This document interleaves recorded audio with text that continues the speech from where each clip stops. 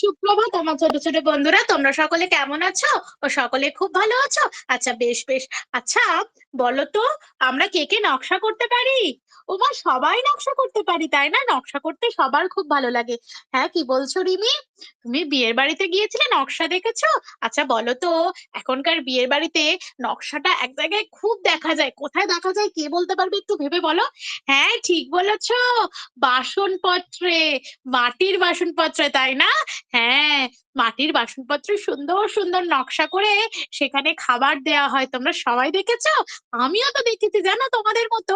তাহলে মাটির জিনিসে কি করা হয় গো? মাটির জিনিসে, হ্যাঁ, এই দেখো এটা কি? এই দেখো, এটা হচ্ছে একটা ফুলদানি, এটাও কিন্তু মাটির তৈরি।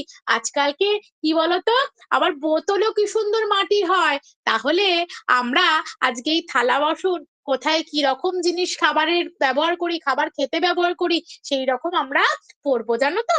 আচ্ছা বলো তো, আমরা যখন আগেকার দিনে তোমাদের ঠাকুরমা দাদুর কাছে গল্প শুনেছো, কিংবা কোথাও গেলে দেখবে আগেকার দিনে থালা বাসনের বদলে কিসে খাবার দিত? হ্যাঁ, ঠিক বলেছো, কলা পাতায়। আমরা কলা পাতায় খাবার খেতে ভালোবাসি না? কলা পাতাটাও কিন্তু থালা বাসন হিসাবে ব্যবহার করা হয়, জানো তো? তারপরে যখন মানুষ উন্নত হলো, তারপরে মানুষ ব্যবহার করতে শিখলো মাটির জিনিস, মাটিকে শুকিয়ে তারা দেখলো পুড়িয়ে তো খুব সুন্দর জিনিস তৈরি হয়ে গেল। তখন সেটা তাড়াতাড়ি করে পচেও গেল না, কারণ কলা পাতা তো বারবার ফেলে দিতে হতো, তাই না? তাই জন্য মাটির জিনিস তারা তৈরি করতে শিখলো। আর মাটির জিনিস তৈরি করে সেখানে তারা খাবার খেলো। তাহলে মাটির জিনিসকেও খাবারের জিনিস হিসাবে ব্যবহার করা হয়, বাসনপত্র হিসাবে। কলা পাতাকে ব্যবহার করা হয়। আর এখন আমরা কিসে খাই গো? তোমরা মিড ডে মিল কিসে খাও? হ্যাঁ, ঠিক বলেছো, স্টিলের থালা বাসন ব্যবহার করি। ঠিক বলেছো। আচ্ছা, কাপে তো চা খাও তোমরা, সেই কাপ কিসের কেউ বলতে পারবে?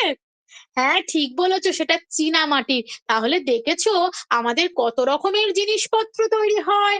আচ্ছা বলো তো, কে বলবে এই যে মাটির জিনিস যারা তৈরি করে তাদেরকে কি বলে? কে বলবে? হাত তোলো দেখি। ও, ঋত্বিক হাত তুলেছো, বলো দেখি। হ্যাঁ, ঠিক বলেছো, কুমোর বলে। তাহলে যারা মাটির জিনিস তৈরি করে তাদের বলা হয় কুমোর। তোমরা সবাই লিখে নাও দেখি, কয় হর্ষ ময় ওকার ও কুমোর বা পর্টার। কি বলে? পর্টার। Very good. তাহলে আজকে কি শিখলাম? থালা বাসন সম্পর্কে জানলাম, যে কোন থালা বাসন কখন ব্যবহার করা হয় বা কিসে কিসে আমরা খাবার গ্রহণ করি বা খাই।